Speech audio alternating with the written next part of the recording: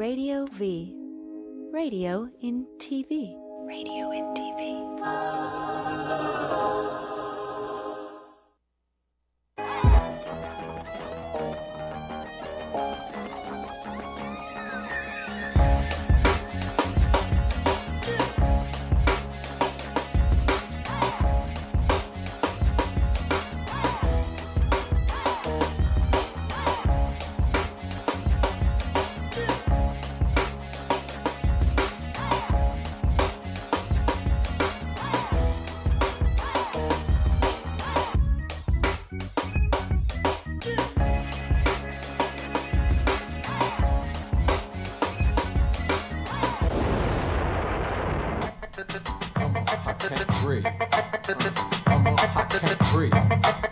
I got post-traumatic stress disorder, high blood pressure, a prescription for medical marijuana. I just quit smoking Newport, so now I eat twice as much as I used to and cuss niggas out for no reason. My woman always be bitching about me taking her out, but I'm broke. Only got enough money to eat and smoke. My baby mama boyfriend don't ever put his hand on my kids, cause if he do, I'm gonna play this shit on the way over to his house. Hey yo, ladies and gentlemen, Happy New Year! The ZoWhat Morning Show back in the building! Oh! Hey, that's true. Listen, my homeboy Truth is putting together a new EP. In a couple of days, I'm gonna release the links so you guys can go get his EP. The EP is nuts, right? Crazy. This song right here is called PTSD, Post-Traumatic Stress Disorder. It's fire. Truth is gonna, hey, he gonna take y'all by surprise, man. Cold record, cold cat. So technically, this show technically is the final show of 2014. I know it's 2015 right now, but this is the final show in the series of shows that we had last year. Now, when y'all see next week's show, it's gonna look totally different. It's gonna be a whole different look, whole different get down, right? So let me do it like this. Community empowerment is what this show is about, especially in particular what we're talking about today. Community empowerment is paramount. This is gonna be nuts. So let me do this. You know, I like to promote all types of businesses and things of that nature, and it's important that we support. There's a brother, I think he's in New Jersey. He is a professional basketball skills development trainer, right? Now, Kobe Bryant just came out. I got two cats like this. Kobe Bryant just came out and was really critical of the AAU culture here in America. Hell, I'm critical of them. They've used and abused and misused my son too, right? What they do is blow the kid up without backing him up with the requisite skill set, right? And not only do they not have the skill set, they don't know how to teach young men whom they're farming from inner city neighborhoods. They don't know how to teach them how to transition into that life. There's no life coaches a part of the AAU. Why aren't there any life coaches a part of the AAU? Because your life is unimportant. Right. They just want you to dunk on somebody. There's no real training. There's no real sets they run in AAU. So you don't really know the game. And Kobe Bryant was right. The Europeans are better ball players than the young Americans because the Europeans are about the skill set. That's why you see Manu Ginobili jumping off the wrong foot because he trained that way. You see Manu Ginobili bringing the Euro step here. And then Dwayne Wade learning it and mastering it at the NBA level. You see, but who is the European guy at the AAU level teaching the kids how to do the proper Euro step without traveling? Kobe Bryant was right. So this brother, good brother, his name is Jamar Wise. He's one of those guys. I vetted him out myself. He's one of those guys. I want you to go to his website, wisedevelopment, wisedevelopmentskilltraining.com. wisedevelopmentskilltraining.com. Take your game to the next level. If you got a young kid who is really looking forward to being a ball player, and you're on the East Coast in the New Jersey, Baltimore, New York, D.C. area, this is your guy. Go to that website right now. Similarly, I got another brother.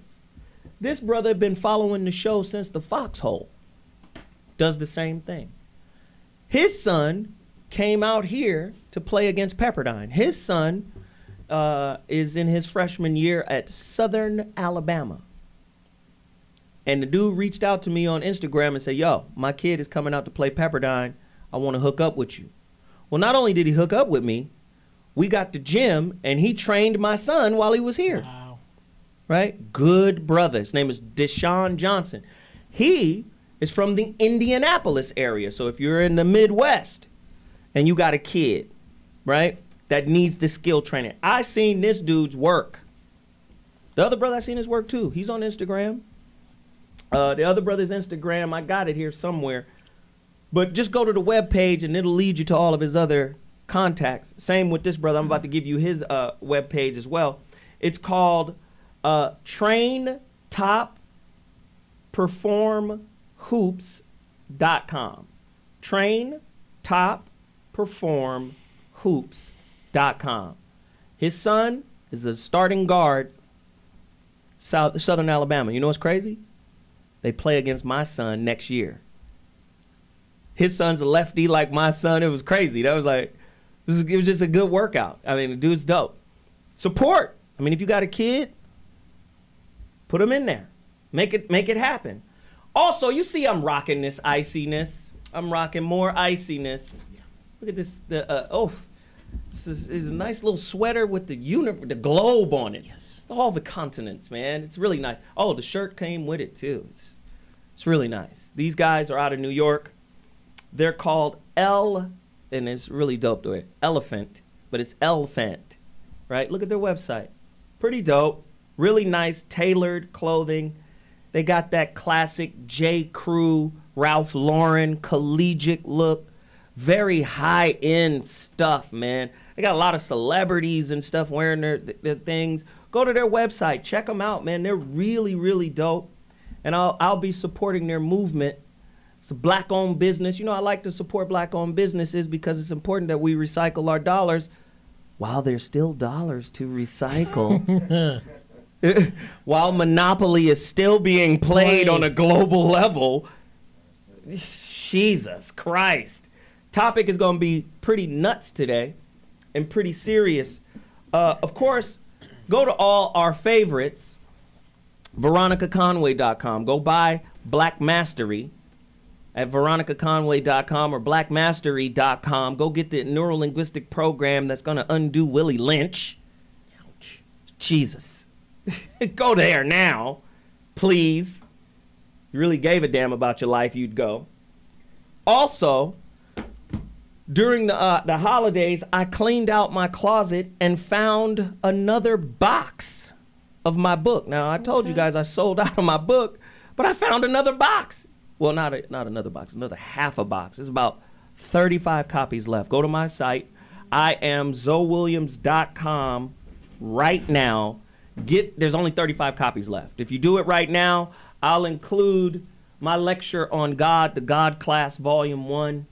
If you already have my book, you can get this lecture, digital download. You don't have to get a physical CD. You can get a digital download of it at CD Baby. Just look up the God Class Volume 1, Street Scholar. There it is right there. That's CD Baby. But if you buy my book right now, I am ZoWilliams.com. I'll throw it in for free. Also, continue to support the good homie, Dr. Mark Goulston. Just Listen, forward by Keith Ferrazzi. I love Dr. Goulston, man. A lot of people, wonder why he's on the show. He used to be a gimmick. The gimmick was, They don't listen to smart. Black people don't listen to other smart black people. No. It has to be validated by white people. They beat us up. So if we got Dr. G on the show going, damn, Zo, that's intelligent, that's smart, then black people go, it must be smart.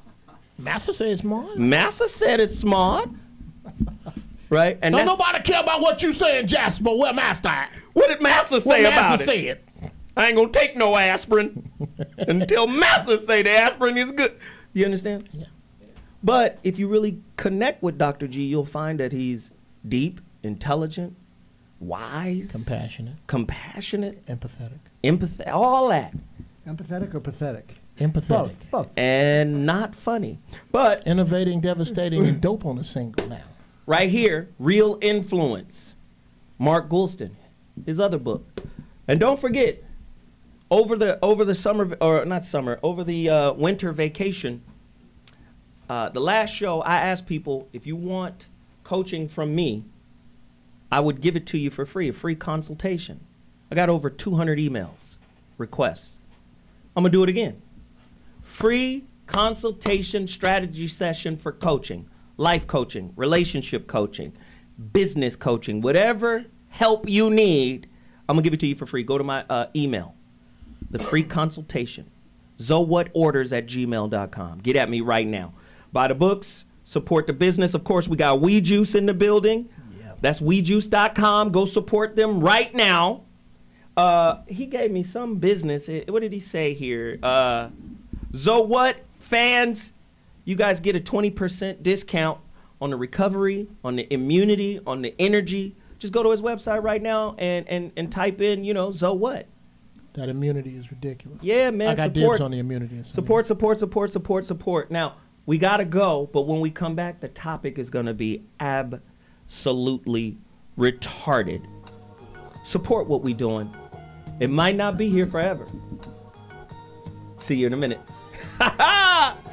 Hey, I don't fuck with them niggas. I'm on some other shit. They earthlings. I was born on the mothership. My mathematics is different. They on some dumber shit. I'm trying to wake niggas up. The government gave the banks the ability to loan out money that doesn't exist in the form of loans. When a bank gives you a mortgage, which literally means a death pledge or a loan, they don't actually give you money. They click a key on a computer and generate the fake money out of thin air. They don't actually have it in their bank vaults. Presently, the banks only have $4 billion on reserve, but they have loaned out over $1.5 trillion. To quote... Pay an income tax? Yes, I do. You do? Yeah. Have you ever seen a law that requires you to pay an income tax? Have I ever read it? You mean in the page, black and white? No, Yeah. no. So you pay the income tax, I assume? Of late. Well, actually, no, I didn't file last year, but... Okay. I'm sorry, is this on film? No, I paid my tax. My question to you is, have you ever seen a law that says you have to pay an income tax?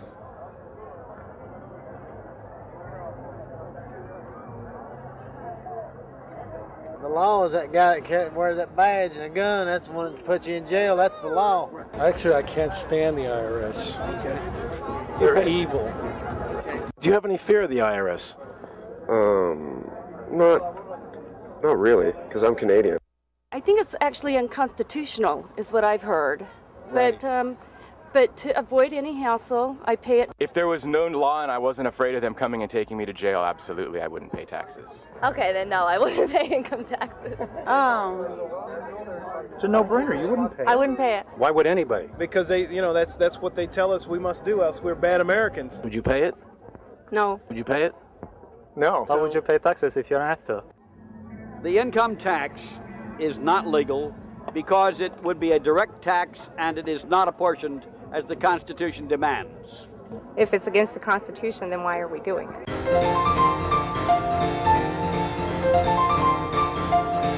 Speaking of the international banking cartel, how about the U.S. Federal Reserve? Where does the Fed stand? The Federal Reserve is a center of it. It's really one of the governing institutions. By the way, let me say, I write about this in my book, Surviving the Cataclysm, Your Guide Through the Greatest Financial Crisis in Human History.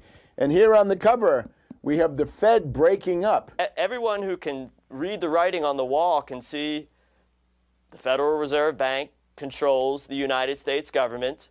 They control every aspect of the economy, and they are controlled by a international bank according to the rules that everybody knows. Basel III. That's the rules by which all the private central banks operate, and it's set in a foreign country, which means the Federal Reserve Bank is a treasonous institution that destroys or has destroyed American sovereignty, as has the European Central Bank and the banks around the world, as has, you know, every nation where these Rothschild central banks operate out of. Hey, what's up? It's Tone Loc in the house, and you're tuned into T Radio V.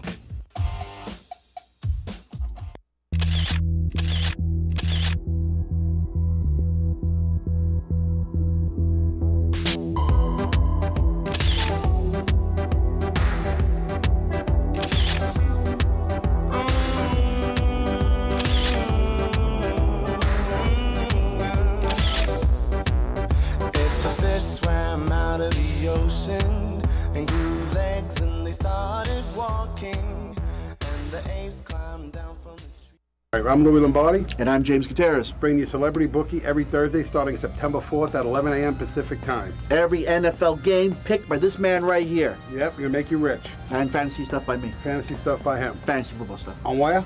On True Radio. I think that's TV radio. No, it's T Radio V. T Radio V on radio and TV. TVRadioV.com, I think, is what they want. Tune in. Radio and TV on the internet. It's the concept. It's the bit.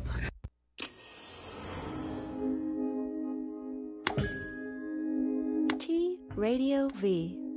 Radio in TV. Radio in TV.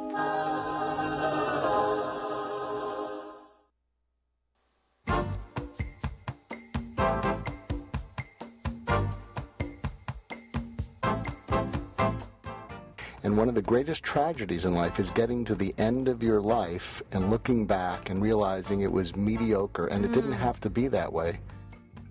The number one reason is people are unwilling to listen and care about what's important to the other person. But what if you could be someone who dared to care about everybody in your life? When you're in love, smoke gets in your eyes. But when you're anxious, you talk more than you listen. I asked my wife a month ago, I said, I don't know whether to have an affair or buy a motorcycle. And she said, if you have an affair, I'll kill you. If you get the motorcycle, you'll kill yourself, go with the bike.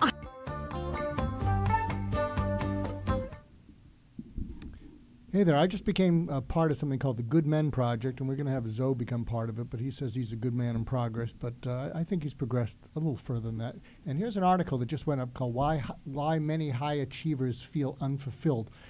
And we're going to be talking about money today, and I don't think we're addicted to money. I think we have what I call less later phobia, meaning we're addicted to getting more sooner. We don't even care what it is as long as it's more sooner.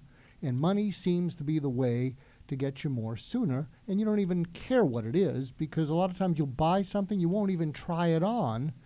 And so we have a phobia about settling for less later. And in that article, why a lot of high achievers don't feel fulfilled, something that I've done a lot of things in my life, and one thing I did was house calls to dying patients at the end of their life, trying to help them find peace of mind. And I saw a couple high achievers who had hospitals named after them, and they were miserable, and it wasn't because they were dying. And I asked one person, why are you so miserable? And it's not because you're dying, what's going on? And he said, I don't think I've ever done anything important in my life. I said, you got to be kidding. A whole industry's named after you. And he looked at me and he smiled, and he said, hey, I got all the love that money can buy, and that's all it's worth. Wow. And don't con a con man, especially when he's dying. And so I contrast that, and this is in the article, I hope you'll check it out at the Good Men Project. With years ago, when I was a medical student, I was working at some nursing home doing cardiograms, and there was a guy, we'll call him Mr. Cohen, and he was there, and he was spry, he had energy, and I wondered what the heck he was doing there, because this place was depressing. I mean, people, in the corridors, just leaned over in their wheelchairs. And I said, "What are you doing here? You have so much energy." And he said, "Well, my wife is 2 floors above me." I said, "Okay, well, you could have visited from the outside. What happened?" "Well, my wife had a stroke a few years ago, and I don't know that she recognizes me, but she might." And I said, "Well, why are you here? This is so depressing." And remember, I was about 30 years younger than I am now. He said, "Well, I go there every day, and I bathe her, I change her diaper, and I braid her hair, and we both escaped the Russian Revolution, and she saved my life, I saved her life." And I said, "But she doesn't even know you. Why are you going? This is so depressing." And then he got angry at me, and he said, "Look," he said, "my kids, grown up, and they've moved on, and they can visit me here. What you don't get is every day I get to give her dignity. And I go there every day, and I give her dignity, whether she knows it or not. And I read my paper, and I am happy." And I said, "I still don't get it." And he said to me, "Maybe someday you will." And I think as I get older, I'm getting it. Was it Mr. who had the better life, Mr. Cohen or the multimillionaire who said, "I have all the love that money can buy"? Figure it out. Wow. And as is commonplace, Dr. G sets up the topic beautifully. Here we go. Today's topic: who's got your greenbacks back? The truth and myth of money. An in-depth look into the real meaning of money. True or false? Money is slavery. 855-878-4652. What is fiat money? A lot of people want to know about fiat money, right? Which sector of the populace receives the most egregious entitlements from the government? The poor or the rich? 855-878-4652. Woo, this is why I'm so sick of these damn classes, because you really think you're separated. What happens when deflation, right, steals all of the value from your savings? You just like Skid Row, right? Oh, you not even knowing, huh? You thought Monopoly was real. Well, it's a game with real consequences. I got more question. Has there ever been a fiat currency that has never lost all of its value down to zero?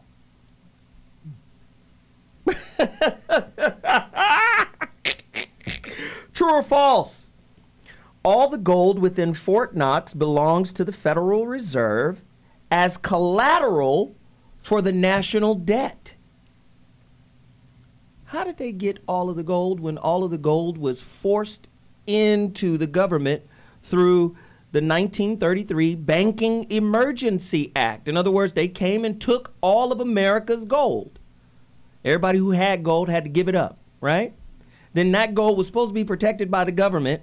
And now all of a sudden, an entity that isn't really a part of the government has all of America's gold. What would that gold be worth today? Somebody speak to it. 855-878-4652. What is a debt-based banking system? Ugh. Why are you making it rain in the club? And more importantly, are you clapping your ass for nothing? That's something interesting, right? A woman will sell her dignity for nothing. Make her booty hole whistle for nothing. I don't think I've ever seen that. I wonder. I've seen it down in Atlanta, Magic City. Oh, say no more. Club Nikki. Oh, yeah. Booty hole was whistling for nothing. And it was raining. Do you think certain people in the media are placed there to make the illusion of meaning meaningful to the people who are trying to live the life, right, that is presented to them? Are they being presented a lie? Can we speak on that? 855-878-4652. Is the Federal Reserve more powerful than the United States president, Congress, and courts? It's a real show today. It is a real show today. I ain't gonna ask no more questions. I got more. I'm not gonna ask any more right now. Let me get to my guest. Directly across from me is a money manager. He gonna show you how to play the game if you want to play it. He gonna keep you in alignment with the game. Make no mistake though, it's a game. My good friend from Pasadena, Isilfi Taylor. Tell him where they can find you really quickly. What's your website again? Get it up for him as he says it. So we're at TaylorInsFIN.com. So TaylorInsFIN.com. Taylor, hey, this dude is cold-blooded with the financial game. That's why he's here. Next to him, he needs no introduction. He gonna tell you how to get that gold. He showed me how to get it. Tell him your name, website, all of that right now, really quick. My name is James Martinez, and I'm with JamesMartinezMedia.net. James Martinez with James Media. JamesMartinezMedia.net. JamesMartinezMedia.net. You got to get with him. Right next to him, Bobby G, RealMenDon'tPlay.com. Go get his book right now. Speak to him, Bobby. You already done spoke for me.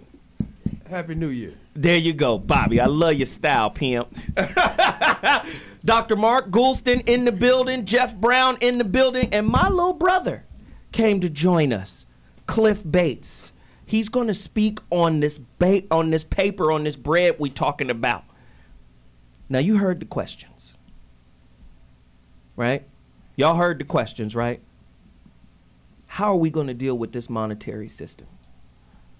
Is that the impending crash of the dollar that my man Jeff Brown has been talking about for the longest? How far or close are we to that? Isilfi? You know, as we've, it's been alluded to, in this talk so far, it's like the dollar, we're playing Monopoly, right? It's not backed by anything. It was a time where every dollar that was printed was backed by gold in the Federal Reserve, and that's not the case anymore, right? And so one of the biggest, advantages we've had as a nation over the past several decades is our ingenuity, our human capital, our ability to generate goods and services. And unfortunately, if our bluff ever gets called, if you will, how about right, and we're asked to cash in, if China says, pay us, we're cashing in, our bonds. We right? want more than than your toll roads. Well, right. Repatriation of the gold. Right. If all the countries around the country says, let's repatriate our gold. A lot of them have, and they're now taking the gold out of America and putting it into China. Right. Why was Gaddafi killed? Oh, God, it's about to get ugly. Ladies and gentlemen, this is the ZoWhat Morning Show. We're about to take a quick break. When we come back, the rest of the panel will weigh in. Are you ready to play this game? This money game, this Monopoly game, which is real? We'll talk about it in 2.2. Holla!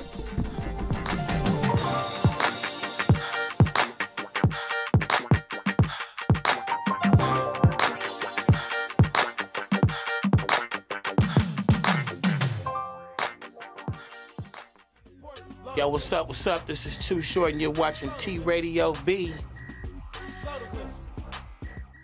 Hello, I am food and travel guru Mark DiCarlo. And I'm Yenny Alvarez, a traveling diva. And we're doing a new show right here on T-Radio V called A Fork on the Road. I've been to over 500 cities in America and elsewhere, and I know where to stay, what to eat, and what to do for fun when you're there, and so does she, because she's the traveling diva. Yeah, traveling diva, not traveling hobo. Right. What's the first thing people ask you every time you come back from a trip? Food. What'd you eat? What'd you eat? Was it good? Was it bad? Where'd you stay? How much did you spend? We have all the answers because we know people everywhere. All the information Every deals. week we'll be interviewing a different chef, a different celebrity, a different musician, people that travel for a living and who know all the back roads. Authentic travel, authentic food, great places to go. Festivals. I love festivals. We love festivals. So every Tuesday at 4. And we're going to be bringing it all to you each week, like she said, Tuesdays at 4. So for food, fun, and travel, you come right back here to us. Mark DiCarlo. And I'm Yenny Alvarez. And we'll see you on A Fork on the Road.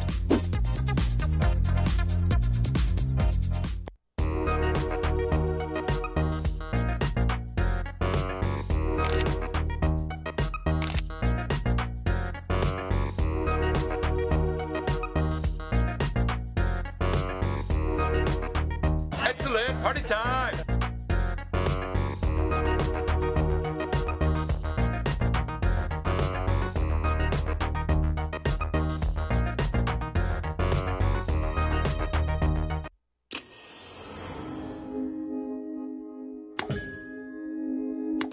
Radio V. Radio in TV. Radio in TV.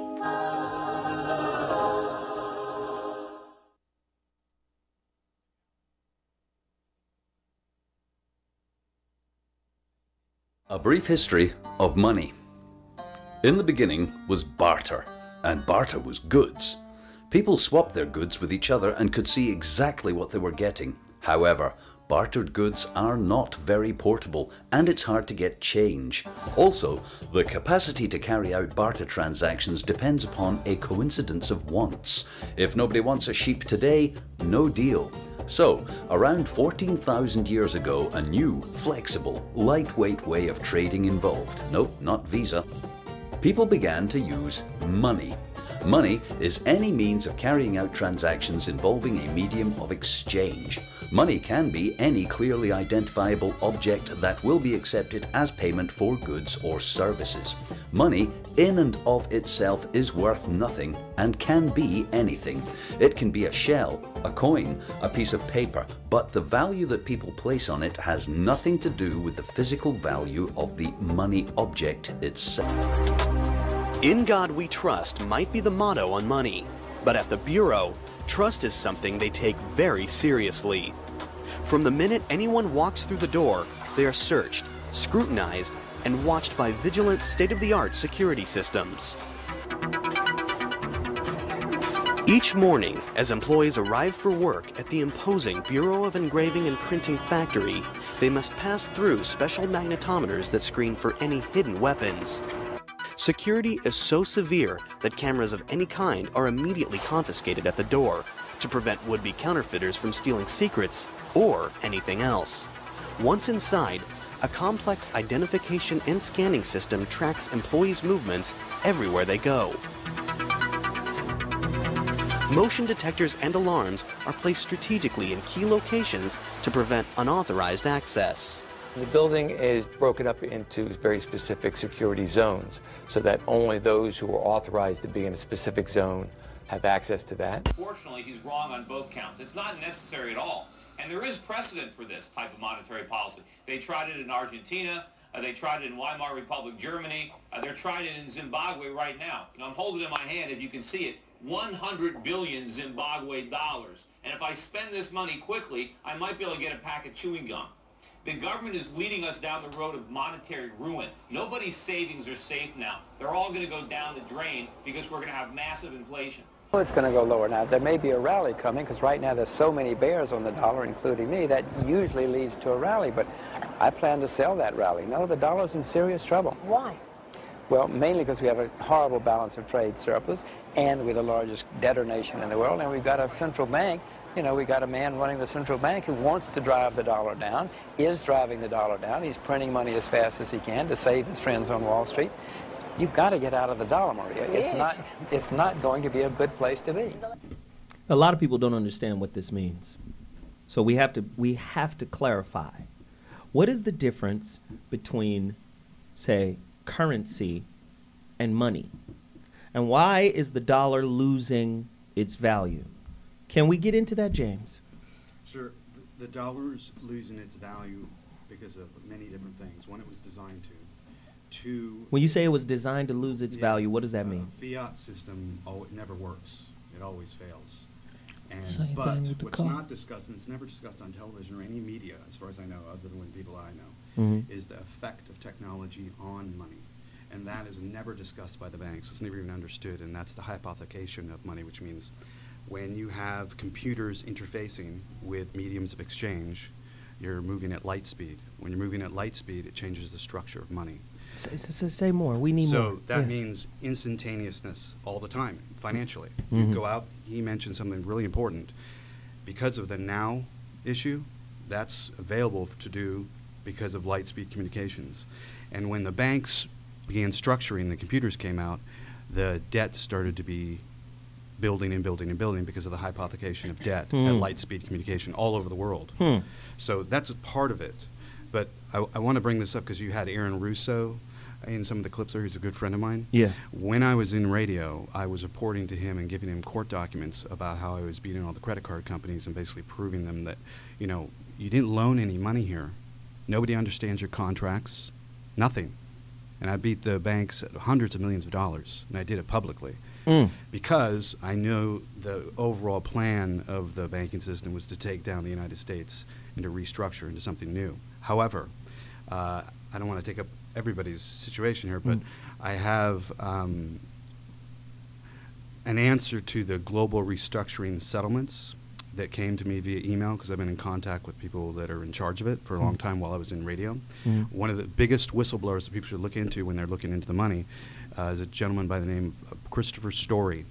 He died a couple of years ago. He's probably the biggest whistleblower in the financial community in the world. And his business associate was a gentleman by the name of Michael Cottrell. And Michael Cottrell is handled by a law firm in Pasadena, and he is involved in the global resettlement program, which means what comes after this big mess that we have to deal with. How are we cleaning up this mess? The G8 and the G20 have been meeting to determine what they're going to do. But we haven't been on it, and I can tell you one thing right now, that the decisions that they're making are not sound because there's other technology that's going to interfere with even gold-backed currencies like cold fusion. Right. So they haven't thought that through at all. Right. In fact, I'll tell you, and I said I would come here because to give you something that nobody's had because it's just occurred. I've just returned from South Dakota where I was invited to meet with the Council of Seven Lights, which is the original Lakota people of the American Indians. And they're changing their banking structure.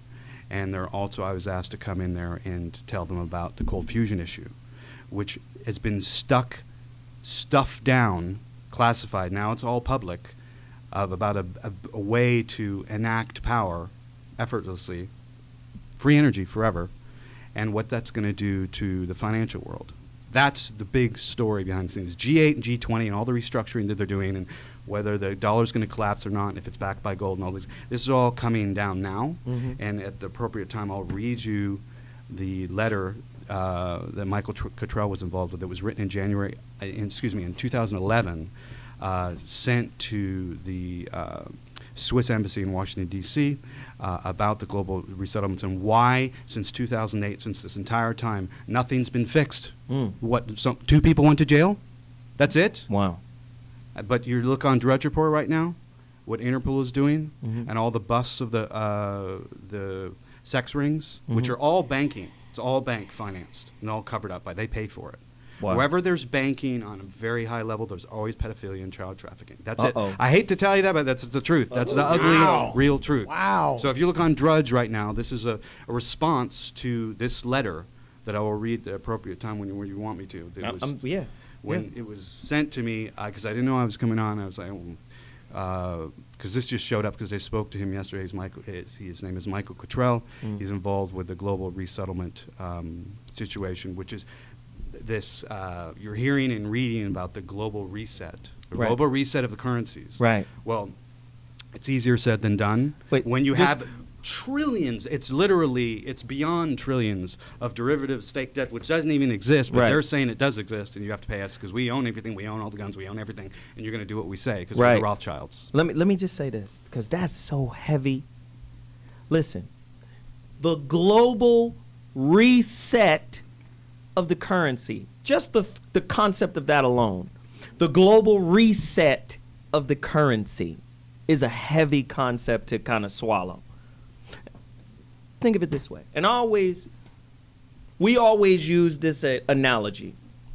If the world is sick, what are black people? We got AIDS. We got AIDS. The world got the world got a cold, right? So I look at us and I see the rat race we're on, that we run. Did you know that the most valuable currency any community has is organization and recycling of their own resources? This is why everyone in the world is in Africa, reaping the resources out of Africa.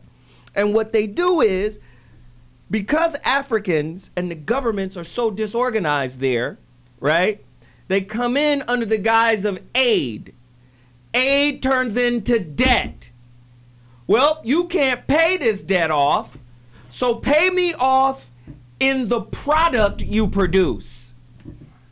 Subsidies of your oil, subsidies of your diamonds, subsidies of your gold. So you're giving it to us, pennies on the dollar. We take it out of your country, $1,300 an ounce. We're going to systemically keep you broke while we're getting paid off of the product. See, the people don't understand that. Currency is organization. Because it's the organized collective of people who believe in the dollar that makes it worth something, right? Cliff? What do you give me your mic. Jeff, you drawing. Called him right out.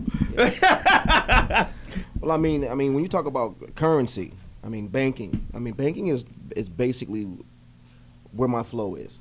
Okay, with MTNs and Speaking of mic. I'm sorry, MTNs, private placement platforms. I don't know if you guys are familiar, but like you said, with banking they can create money out of thin air. And they do something. They achieve this with, like I said, with MTNs, and they bring in investors and whatnot. So I don't know. The collapse of the dollar, I see it in probably about 10 years. You think? About 10 years. You think that long? 10 years. Not sooner? About 10 What do years. you think, Isilfi? I think our whole economy and everything is really driven on consumer sentiment, right? To your point, I think what's really different from 2008, right? Right. Were there that many fundamental changes? But because consumer sentiment is improving and the ideals are such that, hey, things are getting better, people are going out and they're spending money. It's all really perception, right? If there was a news broadcast this evening saying, hey, the economy is going to reach new highs, we feel better about the dollar. People are going to feel better about the dollar. The stock market's going to go up. Right. People say, "Oh well, goodness, I think the market's going to crash. The economy, job reports are poor. What's going to happen in the market? It's going to go down." So, right. At the end of the day, something's worth as much as someone will pay for it, right? Yes. Jeff, here's what just pops right out at me is, as we speak of going to a global currency, the concept of a collapsing dollar is a global problem. So I think that people who are above money, people who don't even spend it, don't even touch it, have gotten together in a meeting and said, the dollar's going to collapse. We can't stop it, but we're going to hold it up. We're going to prop it up until we can control what the hell happens once it does. Once we are sure we got our troops in place and we got enough caskets and we got enough mass graves, then we will collapse the dollar. Wow. Because the dollar's already dead. Bobby? Yeah. They can call it the dollar, holler, follow, or whatever. It's still going to come down to perception. And right about now, China is emerging. We've talked about that on previous shows. And what it comes down to is the real resources are the natural resources. And the sun and the wind is going to play in what becomes valuable and not becomes valuable. Yeah. The way we produce food. The core necessities of life will always govern what's valuable. So we can call it the dollar, or we can call it the yen, or whatever. It's whoever controls the natural resources are going to be in the front seat. Well, I'm going to tell you right now, before we take this break, I got to hit you with this question. I want you to tweet this question, retweet this question, everybody. Everybody who's listening, tweet this question. Did or does the monetary system replace God and the slave master? A lot of people need to understand that. Is money the new slave master? The pursuit of it. If money is debt, are we not indebted when we take on more money, more debt? What happens if we pay down our national debt? If every dollar is born out of debt through a loan, if we pay down the debt, do we not destroy the dollar? Wow. Something to think about. We'll be back in 2.2 seconds. Holla in a second. All I got in this world, is everything within it all. Hey, I'm Dean Cain, and you are watching T Radio V. I'm watching it too. Right now. Seriously. Andy D on T Radio V. Bing, bang, bing, boom, right? Yeah. Andy D on T Radio V. Bobbity, bibbity, bobbity, boo. Andy D on T Radio V. The Andy Dick Show, Wednesdays from 4 to 6 p.m. on T Radio V. Wow! But we'll do it. We'll do it better when the show actually starts. Yeah, no. What it do is your man Money B from Digital Underground asking everybody to check out the Going Way Back show, your home for classic hip hop, raw and uncut. Join me and me, DJ Always, as well as Ty Teasy, bringing you the old school new news every Tuesday, 7 p.m. Pacific Standard Time, right here on T Radio V. That's right, Radio in TV.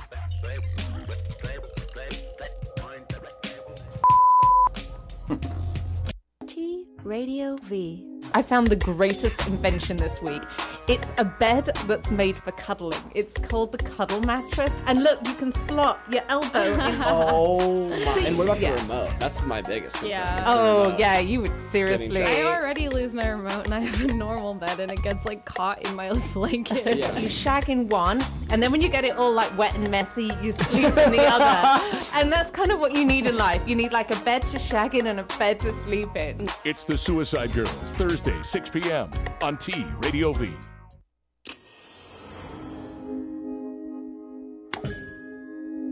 T Radio V.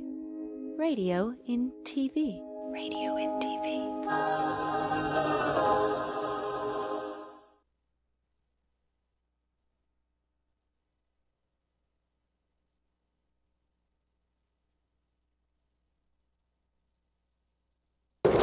According to some, it's about protecting civilians. We must not tolerate this regime using military force against its own people. Others say it's about oil. The only reason they're interested with Libya is about the oil. You think we'd be in Iraq if the major export there was broccoli? But some are convinced intervention in Libya is all about currency, specifically Gaddafi's plan to introduce the gold dinar, a single African currency made from gold, a true sharing of the wealth. It's one of these things that you have to plan almost in secret, because as soon as you say you're going to change over from the dollar to something else, you're going to be targeted. There were two conferences on this. One in 96 and another one in the year 2000, called the World Mataba Conference, organized by Gaddafi. And everybody was interested, and I think most countries in Africa were keen. Gaddafi didn't give up. In the months leading up to the military intervention, he called on African and Muslim nations to join together to create this new currency that would rival the dollar and euro. They would sell oil and other resources around the world only for gold dinars. It's an idea that would shift the economic balance of the world. Countries' wealth would depend on how much gold they have, not how many dollars they trade. And Libya has 144 tons of gold. The UK has double that, but 10 times the population. If Gaddafi had an intent to try to reprice his oil or whatever else the country was selling in the global markets and accept something else as a currency, or maybe launch a gold dinar currency, any move such as that would certainly not be welcomed by the power elite today who are responsible for controlling the world's central banks. So yes, that would certainly be something that would cause his immediate dismissal and the need for other reasons to be brought forth for removing him from power. Keep in mind, the price of gold really doesn't go up or move. It has historical value. It is extremely consistent. So instead of seeing this as the price of gold going up, you need to see this as the value of the dollar dropping like a rock. The price of gold has been flying right now. It has recently been as high as $1,030 an ounce, all the way down to $870 an ounce.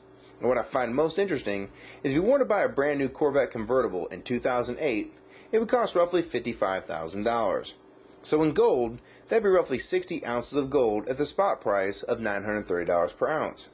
So at the time when gold was $930, you could basically take 60 1-ounce gold coins, cash them in, and buy that very same car. Inversely, if you remove inflation and the devaluation of the dollar, as if the U.S. currency was still attached to the gold standard, as it was originally intended when this country was founded, that same car being bought with the same 60 ounces of gold would have a gold standard value of only $1,200, or the same 60 $20 1-ounce double E. The elite Federal Reserve bankers managed to slowly decouple the nation's currency from the gold and silver backing required by the Constitution. In 1971, the Fed cartel finally got Richard M. Nixon to disconnect the last vestiges of gold from money on the pretense that the British and French were redeeming too many of their Federal Reserve notes for gold, something people and countries are supposed to do when Congress and bankers print up too many Federal Reserve notes. But when you went off the gold standard, finally, when we cut it loose in 1971, when I was in Nixon's White House, and the reason we did, we went off the gold standard totally. Listen, was that all these dollars. I've been telling folk for a long time. Money is the real religion of the world. Money is the real belief system here. It requires our faith in it. Right? It is the real belief system. And if you go to jail, money will set you free. And but we got to know the difference between money and currency. J.P. Morgan, who was it? J.P. Morgan? It was J.P. Morgan, right?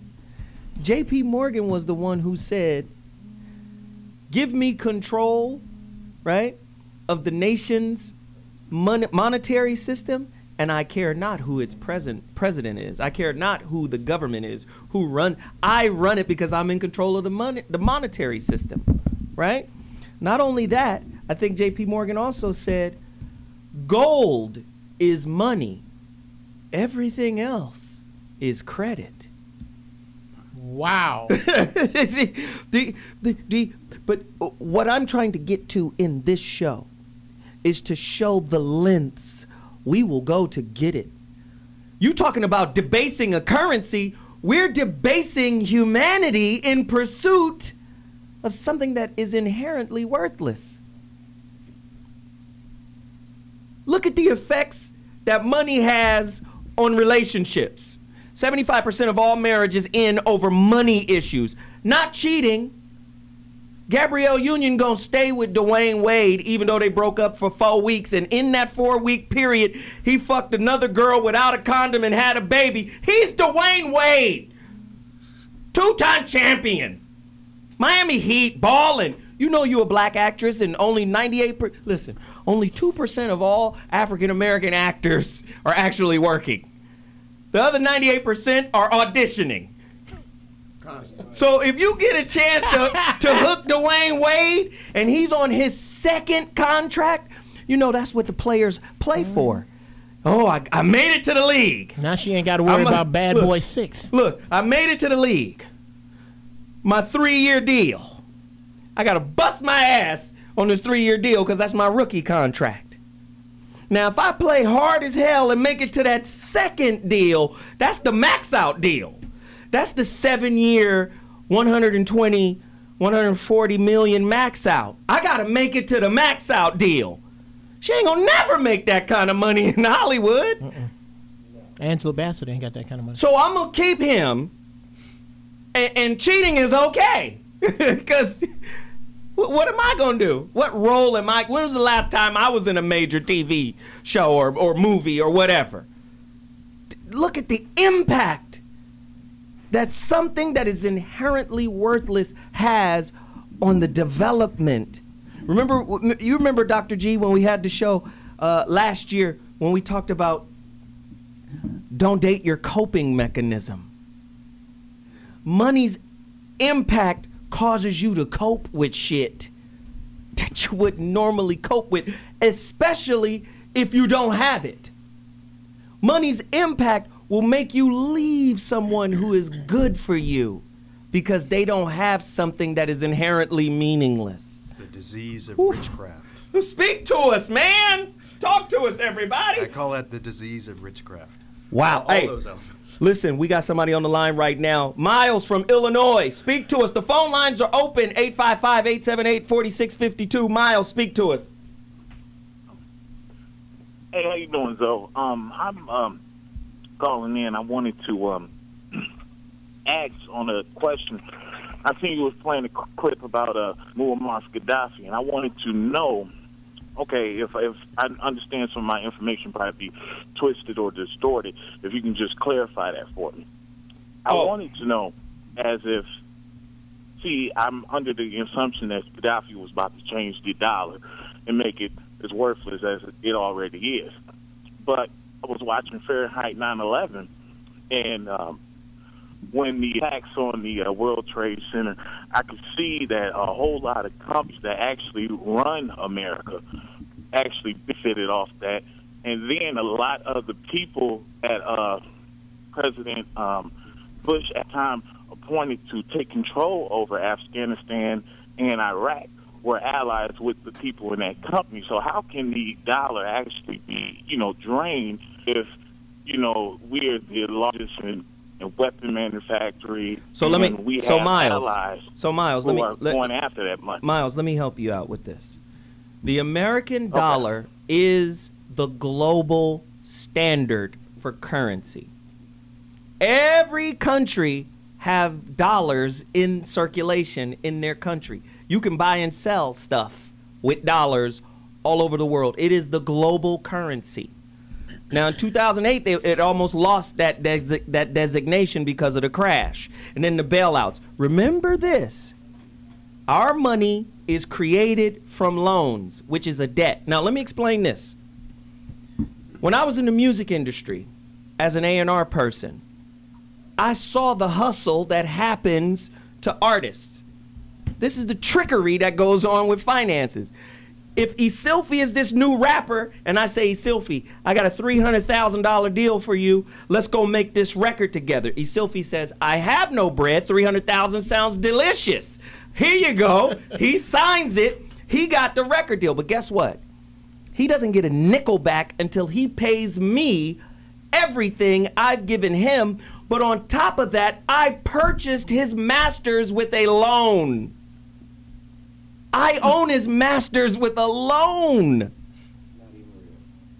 Do you see? This is part of the money game hustle that goes on. So when we talk about what happened in Libya with Gaddafi, Gaddafi was about to bring something into existence that's already existed, gold. Gold, as you saw in the last video, keeps its wealth. The dollar doesn't. How much is a dollar worth today? I mean, well, here's to your point. 5.7 cents. Because the dollar, though, is the standard, the global standard. A dollar, and to clarify, the dollar isn't worthless today. The dollar has value today. The problem is you don't want to be the last one holding it when the bluff gets called, right? And that's and in banking terms, they call that the run on the bank, right? Right. If everybody says let's turn our dollars in, which countries are doing now, Russia, turn in the dollars. China, turn in the dollars. India, turn in the everybody's turning in the dollars. The dollars is basically just an IOU. Woo. Right? I mean, listen, we got to go. Quick break. We'll come right back with more questions. Thanks, Miles. The Tariff Act of 1930 that said that we're not allowed to accept prison labor produced goods, imported into the country. Hey, what's up? I am Scott. And I am Ken. We are not the Chemical Brothers, but we are the Crystal Method. And you are watching T Radio V. All right, serious business. Okay, here. ready, guys? Serious business. Radio voice, everybody. Okay, here we go.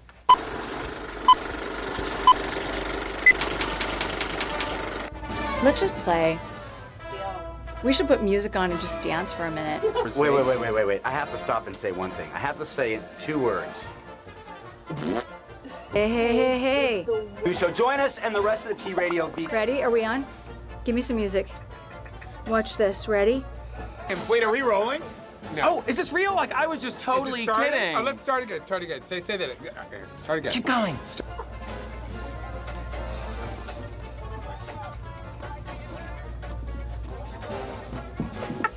could do real jazz. Do jazz hands. That was a shtick. I was doing a shtick. Well, the hair is blonde, it's dye. Just because you don't have any hair and he doesn't have any hair and I have all this fake hair. Start again. Fine. How's the hair and the I feel like I'm menopausal. Any show you can have, I can have better. Any show you can have, I can have better. Are we filming all this? Yep. That's awesome. This is the good stuff. You're short and you know it. I know it was a lot of hodgepodge, but that's good, right? Yeah, hodgepodge is good to cut. Let's do the intro one more time. Menopause. What's up, y'all? It's Edie Don. And I'm Diva Pink. And we are the hosts of the Real Talk Show that airs every Tuesday. You so serious? Real life, real topics, real subjects. Shop Talk, Diva Pink. Real Yes. people. Taking over. Your What homie y'all Don think? Juan providing the vibes. Oh yeah, he does every week. Oh man, we What's need up, y'all Don to tune Juan? in every Tuesday, 6 p.m. to 7. T Radio V. Radio and TV. It is radio. Radio and TV. You're crazy. Let's do another one.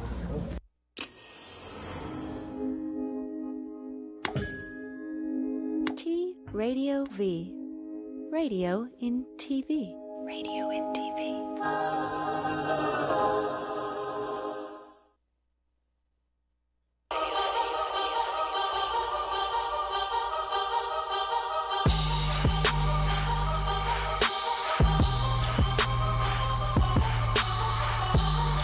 Oh my God, how he has a rap career is beyond me. I don't get it. And he takes his shirt off. Oh my God, he looks like 50 pounds of chewed Tootsie Rolls with his... All right. Now, you are in white fashion. You know white boys always leave the house like they finna help somebody move. Resist and defend the horrible hoes. There are some horrible people. And what you need to do is start policing your own.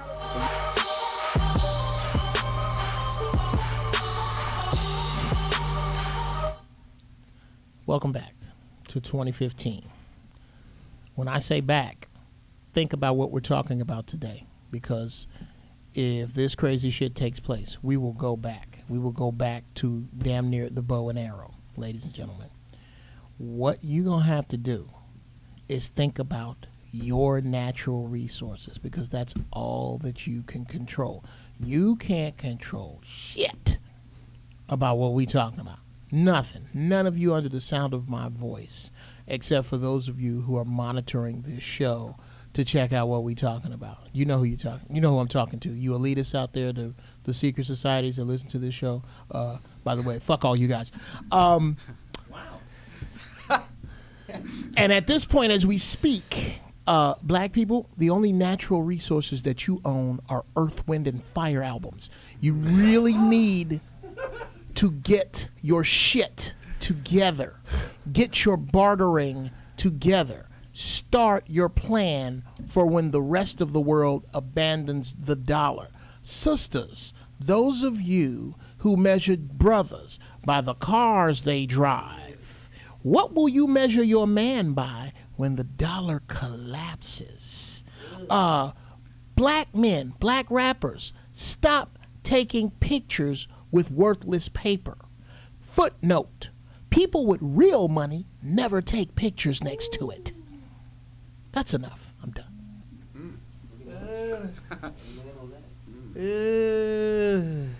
That was a quick one, but it hit hard. It hit hard. In the words of my Uncle James, you ain't got to fuck all night if your dick long. Oh. Listen. Whatever happened to the Amero? Is the Amero the next global currency? Does anybody even know what the Amero is? I thought that was a car from Chrysler. Hey, what about bit currency? Has anybody ever heard of Bitcoin? Is that like a new currency? Like, what are we doing? What's happening with that?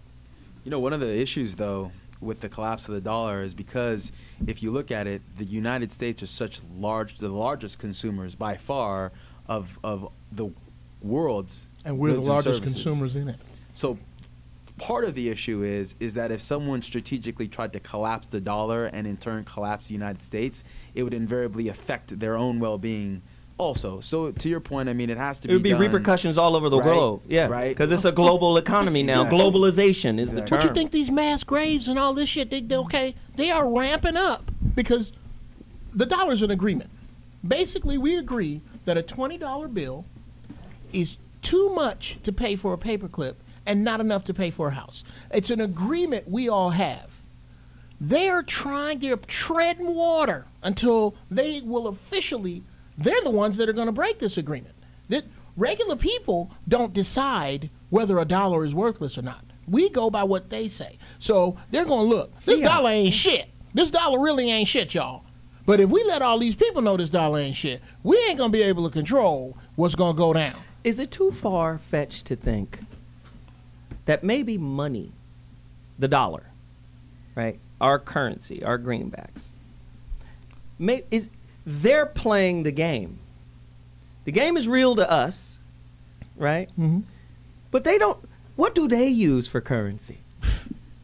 Do you understand what I'm saying? Like, I'm going to leave the money to the peon. Thank you. Now, understand chess, right? Pawn, right? Once you have the pawn is a start game, then you have the middle game, then you have end game.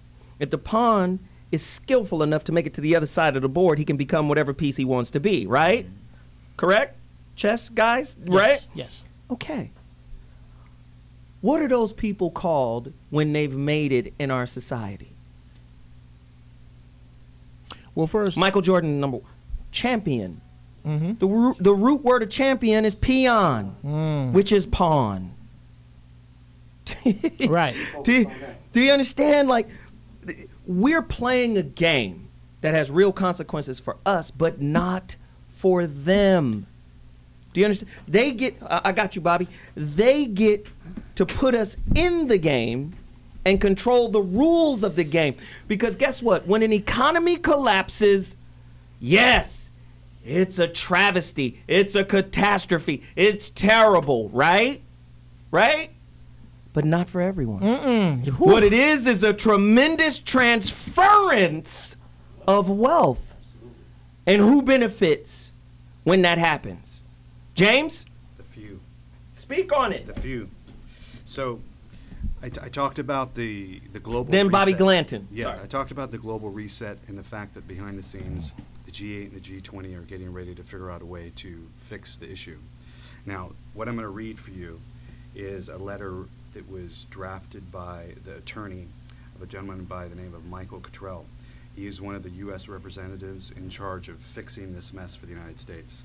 And then I'll follow it with the email. What's on his door? Follow it with an email that was sent to me regarding this. Dear Mr. Ambassador, this was went to the Swiss ambassador in Washington, D.C. I'm counsel for Michael C. Cottrell, President and majority shareholder of Pennsylvania Investments and Cottrell Securities Limited. He is on the Basel list for payment, as he will be in charge of the U.S. dollar refunding project. I'm also counsel for the plaintiffs in the matter of Colonel David versus Christopher Cox, recipient of substantial monies which are to be paid out in conjunction with the completion of the World Global Settlements, as well as others involved in the World Global Settlements. I am writing to you directly to solicit your assistance and cooperation in expediting the completion of the World Global Settlements. I am specifically requesting the aid of your good offices in coordinating this request for help with the delegation currently visiting the White House in conjunction for the World Global Settlements. Mr. Cottrell and I personally have been advised repeatedly, day by day and week by week for the past several months, that distribution of the funds as set forth by Basel lists would occur momentarily or within a few days at most. In the recent 10 days, these representations have been repeated on essentially a daily basis. None of these representatives have been accurate, and no funds have been received to date. This was written in 2011 when they're trying to fix the economy. All the countries are involved. Yeah. Because they know that America and the Federal Reserve screwed the world, and they're trying to fix it peacefully, okay? Now, this gentleman, Michael Cottrell, who I've known for quite some time, is a good friend of mine, sent me this for you, Zoe, today. This has been sent out in-house to some countries all over the world, some attorneys as well. It says the following: James, I had my attorney send out this last weekend. It caused more than a few arrests among the rats. These were referring to Interpol arresting people associated with international bank finance and fraud. Please distribute this as widely as possible. This is an affidavit So that means it can be used in court, and he can be used, everything as an affidavit, as a statement of truth in court, so he means what he says and says what he means. I, Michael C. Cottrell, B.A.M.S., do hereby swear and affirm the following facts. Now, this is, what he's responding to is why this mess has not been cleaned up, even though all the agreements have been passed behind the scenes and nothing's been done. Number one, that this is the 24th Christmas and my family have had to endure the torture of the Bush-Clinton Federal Reserve cabal rat gang, with all the mental and physical attributes of forced economic deprivation due to the theft of my name, passport, and signatures, and corporate authorities for Pennsylvania investments. Number two, that the effective loss of the operational authorities of Delmar Timber Trust and the above referenced companies were stolen by a group that under the direct or indirect control of the G.H.W. Bush Sr., AC 2001, and the Continental Bank of Illinois, Richard B. Cheney, George W. Bush, Barack Obama, and Neil Bush, Jeb Bush, Jefferson Clinton and Hillary Clinton, Secretary of Treasury, Paul O'Neill, Secretary Henry Paulson, and Secretary Treasury Levy. That written notes were submitted for redress to the White House, the United States Treasury, and Her Majesty Queen Elizabeth II, and to His Royal Highness the Duke of Edinburgh, to no avail. Since December 31st, 2010, upon the failed attempts by the G7 and G20 to implement the new transparent banking system, that means legal, sound law, partially or wholly based on data submitted by Michael Cottrell, MS, and Christopher Story, who's dead, to Her Royal Majesty Queen Elizabeth and the Duke of Edinburgh via Mr. Christopher Story and attorney Clifton Hodges, who's based in Pasadena. The members of the G8 and the People's Republic of China have taken a different tack to eliminate the above-mentioned Bush-Clinton Federal Reserve rat cabal and the cabal fiat and derivative system that has been destroying the world's economy. It continues, that on or about 21st of March, 2013, approximately 200 plus countries signed a gold treaty that designated the loan en masse that would satisfy the Basel III list and eliminate the fiat and derivative system once and for all, which would include the specific name and placement of Michael C. Cottrell as part of the implementation. That during the August 2013 G20 meeting, a further set of agreements were signed between those treaty members, including the People's Republic of China and the Russian Federation, to include additional steps that may be necessary to ensure the complete implementation of said gold treaty. Now, you understand what's going on with Russia and the economy. Yeah. That during the aforementioned time period, an intense effort was taken by the Bush-Clinton Federal Reserve's fiat system to delay or destroy the implementation of said treaty that included bribery, extortion, murder, attempted murder, and theft by conversion and fraud by deception. Number 8, that this delay operation has recently included the extensive lies and deception by those members of the United States Treasury regarding the payment of funds to Michael C. Cottrell and others. However, these payments have been supposed funding of accounts with Wells Fargo Bank, but no access to said funds. Okay, Want me to keep going? No, wait, hold on. This is somebody. Listen.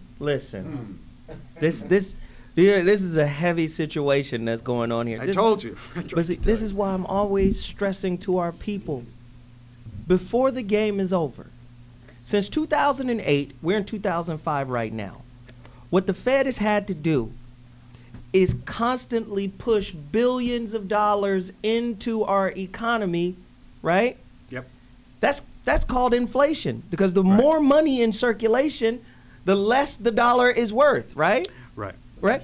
So they got to keep pushing money into it just to balance it out. Right. But in 2015, they're going to cut back. So when you stop creating money, what happens? Deflation. Yep. And when deflation happens, what happens to your savings? They're going to do bail-ins. So it makes no sense to save money. Bail-ins. In a way, you got to keep buying and being a consumer in order to keep the economy happening. The biggest thing, though, is diversifying your portfolio, so not having all your money in cash. But So now, whoa. Yeah. But see, here's my issue with That's that. good, You're Isilpi. talking about doing something else with something else fake. It's what it sounds No, like. no. Again, diversification can be equities, stocks, bonds, mutual funds, real estate, Real hard estate. assets. Okay, hard right? assets. Business interest. But again, silver, right? That's Gold. commodities, right? Yeah. And so there's a variety of ways. But again, money is worth something today. If I said give me all the money in your pocket, you wouldn't want to give it to me. It's worth something today, right? We're just trying to prepare for what's Is your paycheck worth the time you spent to earn it? We'll be back to deal with that question. ZoWhat Morning. Oh! Holla! You better be quick, cause this ain't what we there for. You think you real slick, huh? You think you real special. You say that ship keeps sailing, you got no vessel. Hey, hello, this is David Faustino, and you are watching T Radio V. Do you see what I'm saying? It's television crossed with radio. It's all together. It's weird. Radio's in the middle of it. It's amazing. You're watching it. Go. Love and marriage, love and marriage. Hi, I'm Holly, and this is Michael. We're on Love Life on T Radio V every day. No! Every Tuesday. Tuesdays. Every day I try to get her to have a love life. But every Tuesday, where you can watch us and hear us, only one place, Only hear him, though. 5 p.m. Pacific time, T Radio V. We're gonna talk about love, relationships, intimacy. There'll be some sex, but not between us. No, I don't have sex with him. Not often. You're single, we're gonna share with you what to do if you just want booty calls or be in a relationship. Oh, you know you like booty calls. I do. What's it like to be in a relationship? We always say you have to be a strong me before you can be a great we. One place, right here, Tuesdays, 5 p.m. Pacific, only on T Radio V, right? Yep. Cool. Radio V. And it's Mary Carey, of course, politically naughty with Mary Carey. I'm always naughty. I'm always politically. My behavior is always Politically naughty. I'm never politically correct. Dr. Drew, hi. Oh, I'm so. Hey guys, how are you? It's all teary-eyed, Doctor. I know. She wished she could live at rehab. But only if Dr. Drew's there. Obviously, if someone like, because a little too groping might be inappropriate. But I like the flirting and stuff. When I walked in, you shoved my head in your. No! Are you gonna sue me? Get politically naughty with Mary Carey. Mondays at 4 p.m. on T Radio V.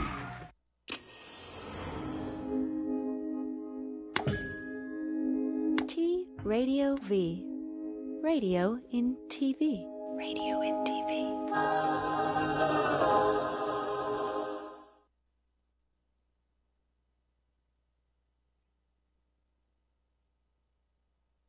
And you already know the vast majority of the pictures were of black residents of Jacksonville. There were white families there, certainly, and I'm not trying to say that it doesn't happen among the white community. Of course it does. But I'll never forget a mom interrupted the detective. She said, "Excuse me, I have a question." He said, "Yes, ma'am." She said, "I know you don't know who killed my daughter, but I have a more important question." He said, "What is that?" She said, "When you picked my daughter's body up off the side of the road," she said, "How did you do it?" He said, "What do you mean, how did I do it?" She said, "Well, did you pick her up? And did you set her on the gurney? And did you zip her up in the bag? And did you slide her in the back of the van? And did you shut the doors gently?" She said, "Or did you just pick her up, slam her down, zip her up, and put it in?" She says, "I want to know how you treated my daughter's body when you picked it up off the ground." She said, "Did you treat it like you would treat a white man's daughter?" That's a very interesting question. As though a mother doesn't have enough to deal with, she also has to wonder that when the people working the crime did it, did they work it as somebody's personal, precious life was solved? Or is it just another dead black kid on the street? Another mother popped up. She said, "Yeah, I know you don't have the answer to who killed my son." He says, "Ma'am, you know I would call you if I had it. I want to call you." She said, "I know I don't need a phone call." She said, "But I do need to know that you pay attention to it. And I do need to know that my son's death matters." And here's why. Because she sees the files on her desk on his desk in her mind. And she sees the stacks in her mind of dead black kids. And she sees the stacks of little white kids. And she just wants to make sure that in the common thing that happens all the time, that her son's life is just as precious as everyone else's. Black murder is normal. I mean, when I talk about it, none of you are really shocked. The most you can say is, "Well, I didn't know it was that bad," which brings up the real question about palatability. Are we comfortable with it being like this? Are we comfortable? I'm 41 years old. Are we comfortable with living in a nation where this goes on? Well, if we're not comfortable, if we're not okay, are we appalled and outraged? And when I say we, I mean we. Are we appalled and outraged? That's the question. There are certainly people all over the country doing something about it, but when I discovered that them doing something about it is totally different than we doing something about it. Black folk in America are playing in a real-life Monopoly game that you're totally ill-prepared to play and win. And if you know anything about Monopoly, Monopoly is based on everybody sitting down and getting a fair share of the resources, the money in their hand before the game starts. Black folk, you can't play because you never got your 40 acres and a mule. You're sitting and playing a game that you're not going to win. And if you know anything about monopoly, the primary principles that go around the board and take the money that you have and buy land and buy the best land around the board. And if you can't buy land, then you buy businesses like electric company, the railroad, and the water company. And you buy your land, and when you develop your land, you put houses on it. And once you could receive enough rent from people landing on your houses, you then take your money and buy hotels. And then after you buy the hotels, you sit there and wait for all the rest to come around and land on your property and bring some wealth and power home to you. And see, my people have been playing real life monopoly with no money, going around the board hoping the world that they can land on free park and income tax and charity.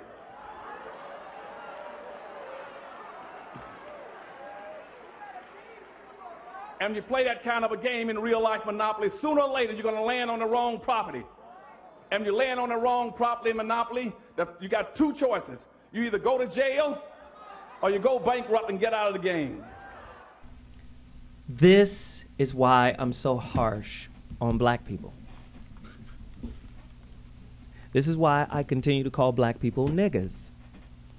Man, get out of my head. I was just about to say. Because this is what makes a person a nigga, irrespective of race. Absolutely. Ignorance.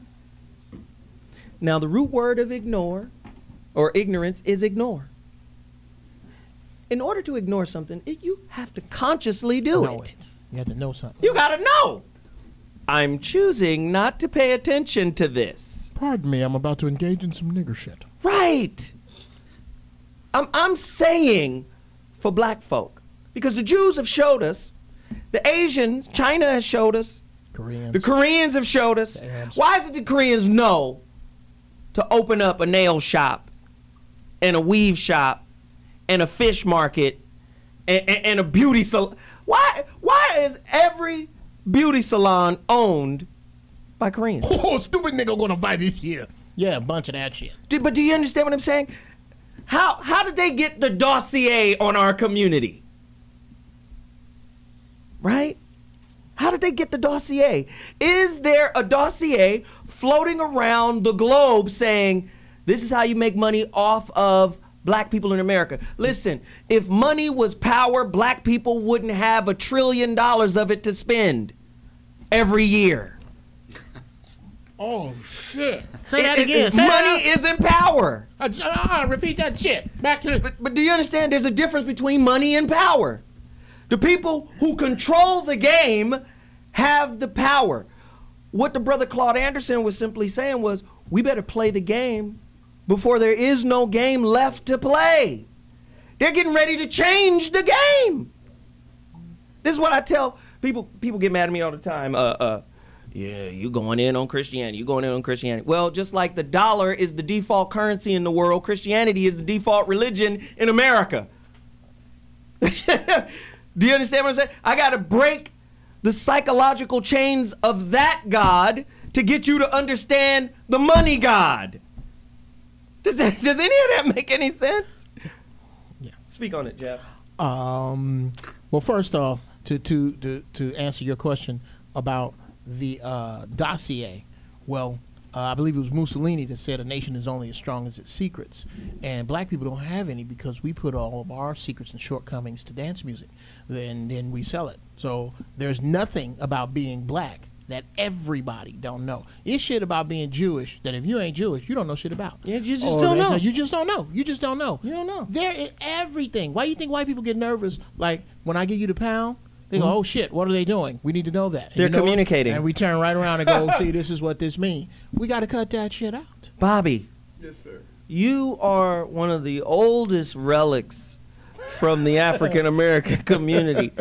And in saying that, yes, he has a wealth of wisdom. Yeah. Bobby, what do you think are the top 3 reasons we just refuse to cooperate? Because in my opinion, cooperation and organization is the only currency we have. Why have we lost that? Bobby is old. He valeted the horses at the Last Supper. Damn. Jesus, give me your sandals. We've been inundated with so many devices that claim to be smart devices, but they've actually dumbed us down to the point where we do very little thinking and processing. And it has cost us tremendously in terms of the evolution of man and society.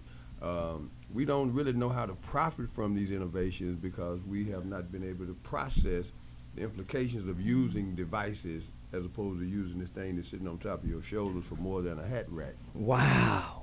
But then again, you got to also think of this, and Sylvia, I want you to add to this, Cliff as well. I think the reason why we don't cooperate is because capitalism is an individual kind of movement. It's an animal of individualism. Whereas before capitalism and technology comes into play, you have the communal, pastoral, familial kind of agricultural unit. Okay, we got to farm together. So I'm going to teach my son how to farm.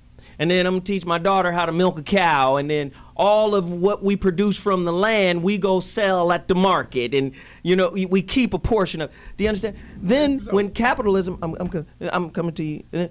When the industrial age comes, it presents a kind of individualism. I go out and get my own. I go out and work for myself. I go out and have my own place and get my own family. Do you understand what I'm saying? And I think that's created a disconnect in our community too. Speak to that, Bobby. But less so. And then Dr. G. Less so than the perception, because all of these are just words, and then we shape them and mold them to whatever we will. Because capital is what? Is what we say it is. What's valuable varies from person to person. It could be a bag of flowers. So yeah, we can put it on the onus on capitalism when it really comes back to how do we perceive value. Because I can look at everybody at this table as capital, and not do it from a profiteering standpoint, but a value-added standpoint. So back to your original question, where do we put the emphasis in terms of value? And if we shift that, then we begin to address the root problem that we're dealing with. Yeah, and I think that's perceived value. That's a hell of a angle. Dr. G, add to that, man. This may be racist, but I'm going with it. Well, you do that often. It's fine. Do you think part of the problem in the black community? You can say our community. Your community. You can say that. Is that you have trouble respecting, trusting, and having confidence in the opinions of your fellow black people? Oh, okay, yeah, that's not racist. And do you think part of that is this feeling? Because if I were to ask some of the black people I know, why is that? A number of them would say, because I'm always feeling like they're hustling me. Can I answer that? So is any of that true? Let me tell you why. Let me tell you why. Anybody who disagrees, call me right now. 855-878-4652. We can't trust another subordinate. You've always been massa since we've been here. So we come to you. We're not going to go to our brother who is as subordinate as we are. That's why we don't trust him. It's fucked up.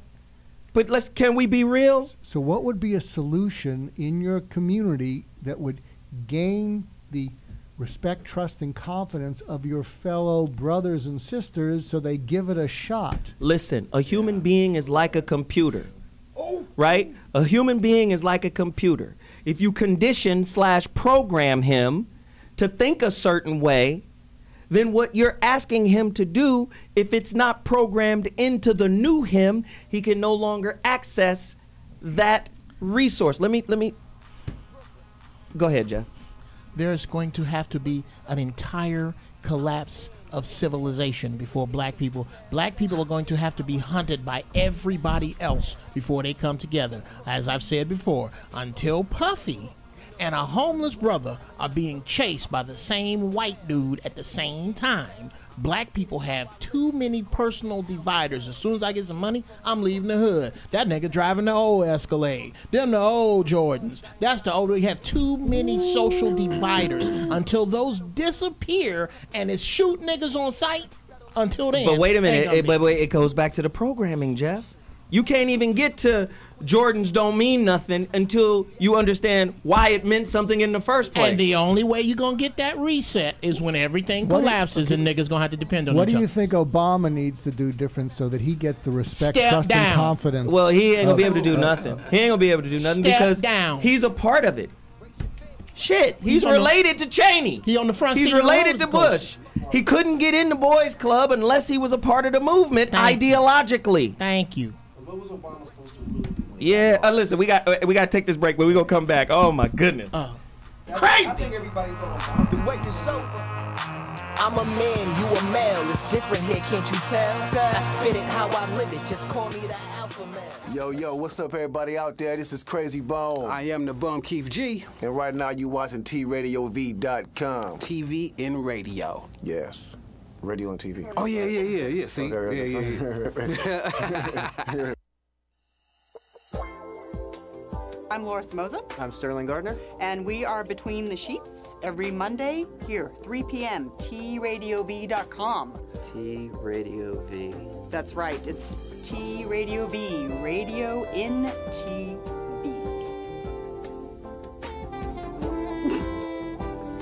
What is that face? He wants to see our hands. That's Radio in TV. Wah, wah, wah, wah. We're not a couple. Hello, T-Radio-V. Hello for us. Hi, guys. My name is Steve Renazizi. My name is Mary Elizabeth Ellis. My name is Katie Aselton. You're watching TV on the radio, but you're not watching it, you're listening to it, because radio on TV. Hi, T-Radio-V. Keep that radio going inside that television set. I love T-Radio-V. Trust her. T-Radio-V. Radio in TV. Radio in TV.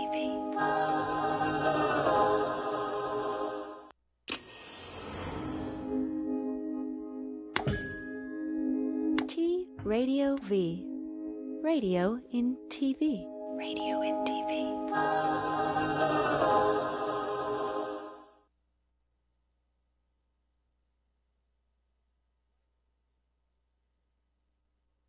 Doc believes the pattern of hexagrams in the design of the dollar bill provides the clue. If we take a look at the 13 stars directly above the head of the eagle and connect the dots, you will see where the very first hexagram is located. And if you notice that surrounding the hexagram is the 28 guidelines that make a circle. Now, inside every single point, the 6 points, is a star. There are 6 of them. They surround now the 7 stars. Remember, 6 is the number of man, 7 is the number of God. Now, it is man that is surrounding God or is placed above God.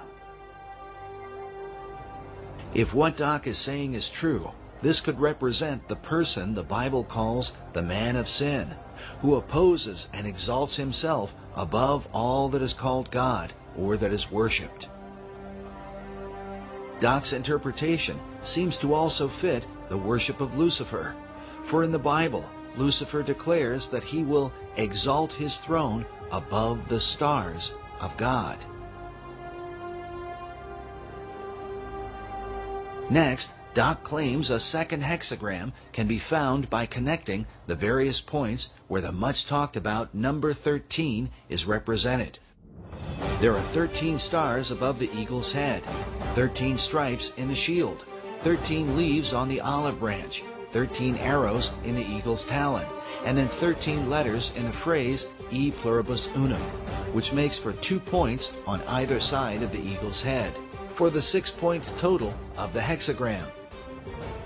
If we take a close look at the same seal and connect all the 13s together, just like we did when we were kids, when we were playing that game, connect the dots, once we connect all the 13s, it becomes very apparent where the second hexagram can be found.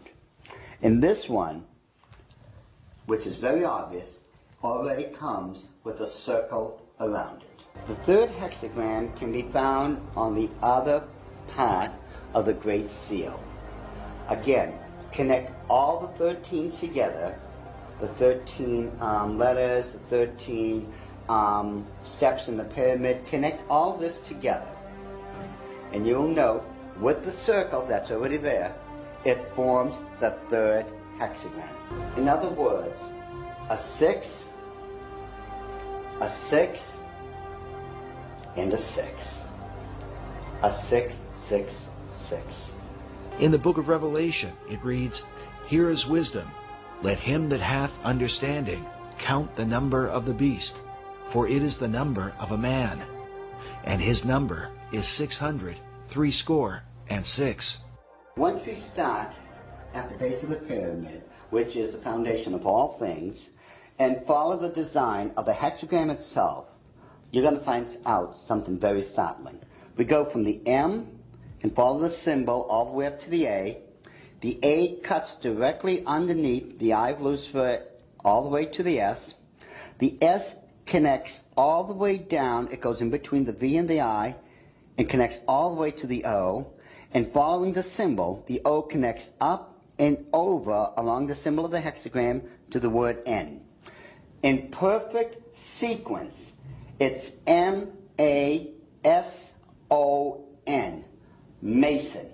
It's not what a lot of other people have espoused, that the symbol connects down to the M in Seclorum and that the word is an anagram or something like that. Those people. I'm itching. Can I hit that back? Go ahead. Okay. What this dude did was waste 5 minutes of my life that I can't get back to let me know that white folks that put together the dollar is evil. Big shock. Okay. Second, the other thing that Christians have a problem with is secrets. That everybody who has a secret is evil. I am not a Mason. I cannot speak up for them. I'm not a Mason yet, but I'm going to figure that shit out. Okay, here. What color, do you have a daughter? Yes. What color, what is your daughter's favorite color? I'm going to keep it clean. Your daughter's favorite color is not a secret. It's just none of my fucking business. Okay? There are a lot of things that if you are not a member of a club, it ain't your fucking business. The number 13, for the last time, dumbass black Christians, I don't care what white people think, no diss. The number 13 is not evil, okay? The number 13 is powerful. My cigarette lighter is powerful. It lights my weed. But if I disrespect it, it'll burn down my fucking house. So all of this shit, and then if you look at where you get, you know what? I can bend the dollar. I can bend the dollar to look like Trina the baddest bitch if I really want to. It's not what you bend it into. It's what you let people pull over your fucking eyes. And when the dude started quoting the Bible, which was put together by some other evil motherfuckers, that's where I got lost. Right. That's fine, Jeff. Okay. Thank you. We really appreciate it. Oh, it's a secret. It's 13. The 12 disciples, one Christ. 12 jurors, one judge. It's the 13's every fucking where. Right. It's everywhere. It's not evil. Dr. G? No, I think it was a waste of time. I'd like to get, if you, that really bothers me that you can't get the trust, respect, and confidence in your community. And I would like people to weigh in how to make it happen. I'd like to hear solutions. I think, I tend to be more of an optimist than a pessimist, I guess. And I think just to the same way where we're in this position because of conditioning, to Zoe's point, it's the same. You have to recondition the other way, right? I'm a big believer of nurture over nature, right? Who's born racist? Who's born? I think we're all given innate gifts and things as when we come out of the womb, but we're taught to be a certain way, right? And so I don't just subscribe to you being trustworthy or untrustworthy because you're black or because you're white or because you're Asian or Hispanic. I trust you because I've dealt with you and I've had a positive experience. Or I'll distrust you because I've dealt with you and I had a negative experience. I can't say because I've dealt with this guy and he's black, all black people don't do good business, or because I've dealt with this guy and he's white, then all white people must be good. I mean, good. That is an excellent point, and I'll tell you why it's an excellent point. I've always said, because of the gestalt that black people see the world through, right here in America, because of the umwelt that we see the world, the shades we're wearing, how we perceive the world. that it prevents us from even being human with each other. He just said something very, very powerful. I like you because I had a positive experience with you, right? And that's why I kick it with you. Or I don't like you because I've had a negative experience with you. Well, guess what? To have positive and negative experiences with one another is part and parcel of being human. It's par for the course.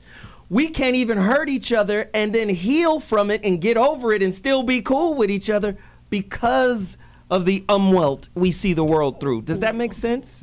But I'm curious. I just want to say, how much time are we going to take to heal?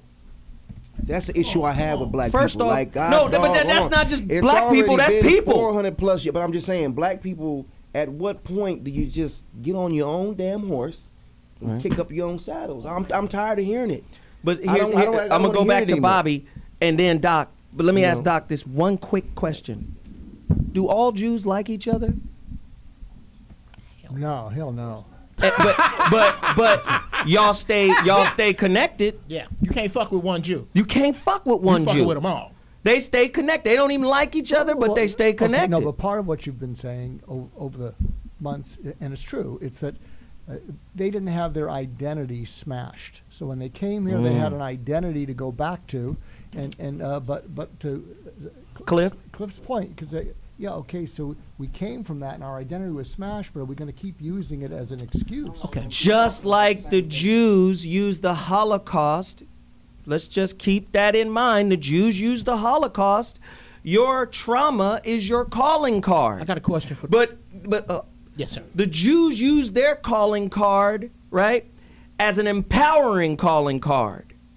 Black people use our trauma as a disempowering calling card. Whoa. Speak to that. Okay. And this is kind of bring what y'all was in, because I vehemently, I love you, but I vehemently disagree with you. Vehemently? Vehemently. Do you actively not, as a people, do Jews actively not teach young Jewish children about the Holocaust? Yes. No. So they don't? They actively don't? They say you mean nothing. they don't? No. They say nothing. They actually teach. Do they tell young Jewish children to get over it? No. Do they tell them that if they are underachievers that they are resting on the Holocaust?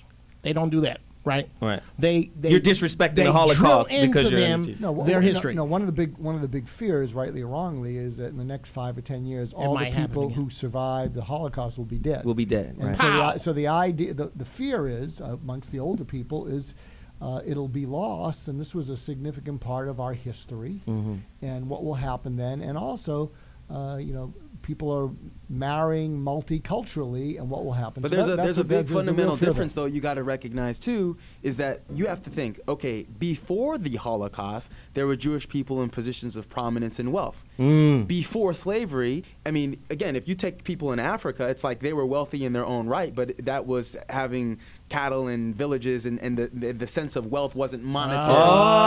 No. Timbuktu. Nubia. But it's different. Fundamentally, you figure there was a case in point. There was a rough spot in time, if you will, not to trivialize it, with the Holocaust. But for a longer period of time, the Jews have as a cultural enjoyed more prominence than the Africans did. Right, in Western culture. Bobby, I wanted you to get that point. Get it, man. Come on, Bobby, get it. You're fighting me on it. Get it. It's not a 30-second thing, man. Controlling the narrative takes a lifetime. There we go. You can't do it in a bite like that, because we keep biting and nibbling, but we never get that mouthful of it. Yeah. Now you see, you just did it. Hey, we got to take a quick break. When we come back, more. Man, this is a heavy topic. It's heat. The dog is front page headlines. The ones need a nigga sense, let's get a pension. But the homie can't get out of jail, cause what he mentioned. In Texas, they still lynching. Hi, I'm Sheriff John Bonnell. You're watching T Radio. Radio and TV? What? That was perfect. Why are you asking me to do this after 12 drinks? This is Quick Fix Radio. Quick Fix Radio. Yeah. Check it out, y'all. We back in the building. What's going on? Yes, sir. What it do? We got some super special guests up in the place, In man. the building, we got all 5 live in the building. Bone Thugs in the building. All Everybody. five We up in here Tonight, y'all. Not What's going one. on? Hey man, I had to come see what this TV radio one what this all about. You know what I'm saying? Hey. We got Game on the line. Game, what's going down, baby? What up? What up, man? What's going on? Oh man, we got EPO Double G. Who's this on the phone with us? Yo, what up, man? It's Akon. Akon in the building. Who is this on the line? Be real. We got Be Real. Oh, Be Rizzy. What is we got on the line? This is Ty Dolla $ign right here. What up, Ty Dolla $ign in the building. And thanks to all the fans for stopping by. The Quick Fix with Crazy Bone, right here on T Radio V. Hey, my fellow thoughters out there. I'm Charles Shaughnessy. Check out my new show, Here's a Thought, with Charles Shaughnessy, August the 7th, 3 p.m. PST, right here on T Radio V. Now, you know I have a lot to say, but I want to hear what you have to say. So tune in, grab your phones, call me, tweet me, email me in the studio, and let's get this conversation going. Here's a Thought, starting August the 7th, 3 p.m. PST, right here on T Radio V. That's radio in TV.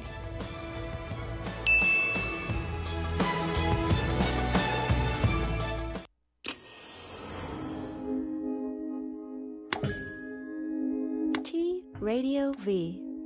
Radio in TV. Radio in TV.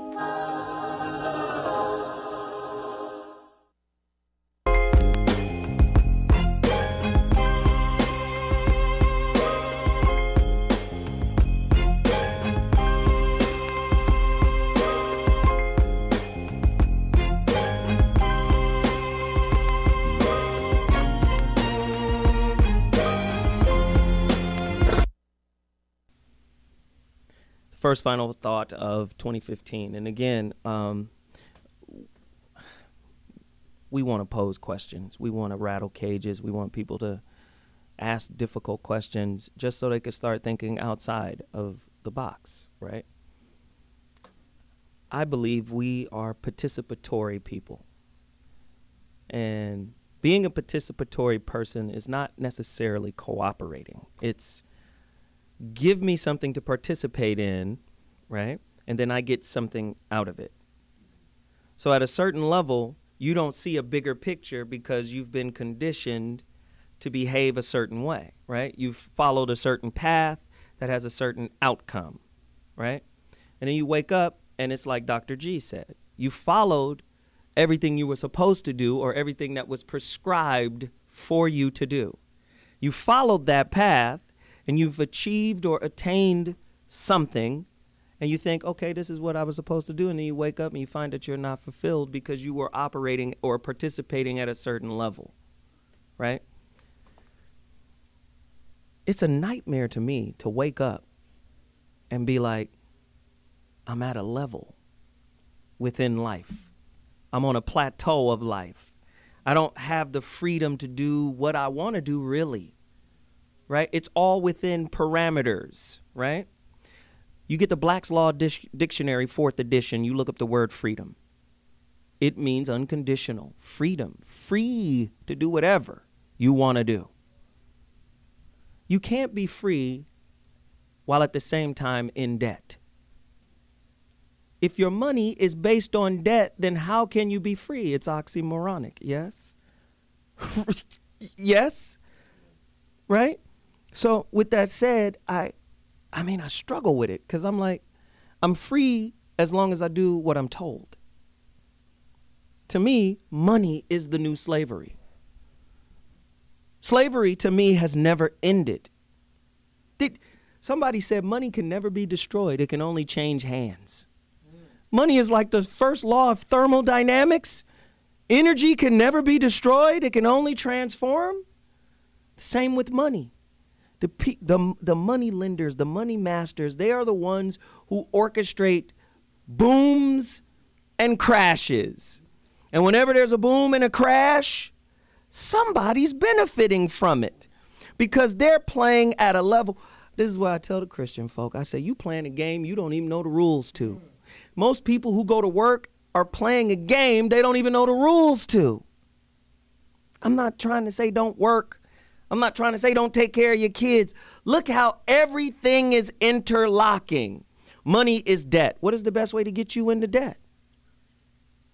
Family, marriage, mortgage, car payments, insurance, education. That locks you in. When you got that kind of responsibility and it's tied to love, your ass gonna go to work. Work and the word worship come from the same word. You worship the 1%. The thing that you have that's worth the most is your time. You use your time through work to get a bio-survival ticket. Now, at the end of the day, you participating on a certain level, not knowing that the rest of the world is colluding to turn in those bio-survival tickets because we don't like your government. We don't like your currency no more. It's not worth what it used to be. It's not backed by gold. Repatriation. You don't know anything about this going on. And you were the one who followed the path, who did everything that was right. You got the nest egg that turns out to be worth nothing later. Because the people you confided in and believed in and trusted in, right? Just like religion. The government, your legislation, your senators, governors, they're intermediaries between you and the government, right? Just like Jesus is an intermediary between you and God. In God we trust him, the image of white folk. God is white. The image of money, money's God is white. Do you understand? We're participating on a level that we just don't understand. I'm always urging people. That's why I try to have these conversations. Go find some gold. Just like my man Isilfi was saying, if you're making money, diversify your portfolio. You better be liquid, because when it crashes and you don't have something to transfer that money into, right? You holding, like you said, don't be the last one holding it. I got $200,000, and that's worth a pack of now laters today. So you and the family, you guys are gonna have now laters for dinner, and then I don't know what else. We can get through it. I mean, it happened with the pound, right? Exactly. Pound before, and again, obviously now, you know, and England is still around, right? Exactly. And viable, so you can make it through. So this is what I'm saying for our community. To me, cooperation is currency. Intelligence is currency. Organization is currency. Work ethic is currency. Listen, if we all come together, do you understand what I'm saying? This is what I meant by putting yourself in harm's way. When you come together, you're in harm's way. The Jews came together and they were in harm's way, and they came out of harm's way. China is putting themselves in harm's way right now because America is still a bad boy. We don't want to talk about the army and the military and what's happening. They a bad boy. They still somebody that they're a player on the chessboard. You understand what I'm saying? That's a bad boy. But I'm saying as a people, we got to stop being dependents, because when it crashes, dependents are the ones who don't get taken care of. That said, that's my final thought. I'm going to go around the table and just ask everybody for where they can find you. Isilfi, again, they need to connect with you, man. So website? Taylor Insurance and Financial Services, based here in Pasadena, California. That's TaylorInsFIN.com. TaylorInsFIN.com. Wow. James Martini is media.net, and I would just say in the final words here that you were talking about those descriptions of currency. Mm-hmm. I can tell you that integrity will be a currency. Integrity. And there's right now I am involved in opening of 2 banks, one in Colorado and obviously one in Utah, where people are already off the dollar. They've started doing that. There's other states doing it. So there's a lot of good things happening behind the scenes. So I agree with the gentleman sitting next to me that you really need to diversify Yeah. and have a little piece of everything. Yeah. As we move into this transition. Bobby G, Real Men Don't Play. Where do they get that? Well, they can get it at my website, www.realmendon'tplay.com. And to address the question that Doc asked, models of possibility and controlling the narrative. There are 12 men in this book who, by their definition and example, provide a pathway not only to manhood, but being good citizens, good people. Real Men Don't Play. Excellent. Dr. G? Yeah, I have a giveaway to the community. I'm a co-developer at a site called Exam Performance, and it helps kids in high school who choke on standardized tests like the SAT to overcome that. And it was developed by the top sports psychologist in the world, a guy named Dr. Michael Gervais, who helped the Seattle Seahawks win the Super Bowl last year. So if you go there and you email to admin, ADMIN, at Exam Performance and just say, Dr. Mark sent me, we'll give you the whole program for free. Wow. Dr. Jeff Brown? Yes, Dr. Jeff Brown, I'm not giving. I'm just taking. I'm a greedy capitalist bastard. Go to MIPTAGS, MIPTAGS.com and search comedian Jeff Brown, and you can get all the ignorant ringtones and T-shirts and coffee mugs and shit that I sell, and you can get my dates there, MIPTAGS.com. Search Jeff Brown. There you go. There you go. Cliff? Cliff Bates at Gmail. I'm an independent broker, and I do a lot of finance, so you can reach me there. cliffbates@gmail.com. Follow me on Instagram at Mr. ZoWhat, at Mr. ZoWhat. Follow me on Twitter at ZoWilliams. Go to my website, IamZoWilliams.com. Once again, I'm offering coaching consultations, free coaching consultations. Get at me, ZoWhatOrders@gmail.com. I only have a couple more copies of my book left. Go to my website, IamZoWilliams.com. I'll put this CD in it. Listen, man, if we don't cooperate, we're dead. That's the bottom line. We're dead. I mean, it really kills me to that's a realization. We're dead. It's like being caught in a natural disaster and you don't have a backpack with supplies, or you don't have any water, you don't have nothing. We're caught dead if we don't come together. I love you guys. I'll see you next week. ZoWhat Mornings 2015. Back at you. Oh! No matter how hard you work, it don't get right. My nigga, is you about that life? I doubt that. Hope and pain. Nigga, don't it seem strange? Ain't a damn thing changed, but the hope remain. Even though you voted for it in the last 2 campaigns, niggas use dope to relieve the pain. Motherfuckers want you to pay, but take away your license to drive into work. You can't even go fish and all this because of some lying ass bitch. We like sheep asking the wolf for justice. Fuck this, I'ma keep talking shit till they learn who they fucking with. I'm the mayor of Black Wall Street in this bitch. Don't do business with them devils cause they counterfeit. We need peace between the Bloods and Crips. You are watching T Radio V, Radio and TV.